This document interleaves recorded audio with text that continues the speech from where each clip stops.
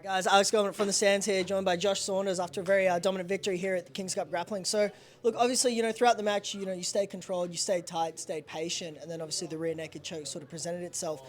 Was that sort of your game plan to sort of methodically break him down to get the submission, or were you just sort of going out there, see what he had to offer, work off that? Yeah, I'm always pursuing the finish. I'm always making sure that that's first order priority. I saw Robbie's Instagram. He had a bit of wrestling highlights and stuff on there, so I always like to beat people with their best.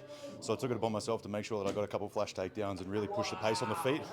And as soon as he got to the ground, as soon as I get my hooks in, it's game over. So I always look for the back as a primary finish if I don't have another agenda on task. Say if I want to leg lock somebody or anything like that, I back my skills and the stuff that I develop in the training room every single day to be able to perform against any person, any opponent. So it doesn't really matter to me. Yeah, for sure. So we've talked to a few of the competitors tonight about, the rule set that's, that they've got going on here tonight. It sort of promotes finish, promotes high-paced matches.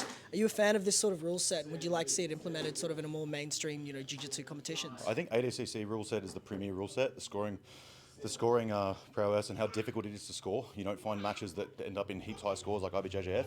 The only thing I would change about the Cam and everybody else has been absolutely beautiful to be a part of. The only thing I'd change is the end draw. It's kind of like a participation medal. We'll speak to Cam and give him feedback because he's absolutely fantastic at that. Runs a super professional promotion. There were like docu-signs, there are agreements, there everything. And in jiu-jitsu grappling, it doesn't really happen that often.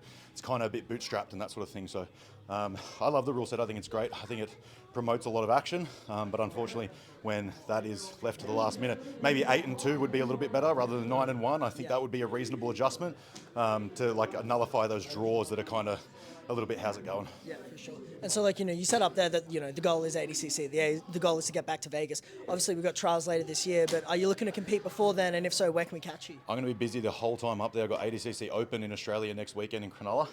And then I'll have a match between myself and Minenko in October on Fusion. I'll be back on Fusion for the second time. And I'm going to try and stay busy the entire time. So any grappling industries that are involved, any ADCC tournaments that are involved, even the IBJJF ones, if anyone signs up, I'll be there. I'll compete once every 2 weeks, once every 3 weeks at the latest. So I'm trying to get one a week in. The different game plan from when we went to ADCC the first time, it kind of put me on the shelf a little bit after Subversion and then trials. And John's guys don't do that, so we're not going to do that anymore either. We're going to stay busy. For sure. Well, Josh, it was a pleasure to watch.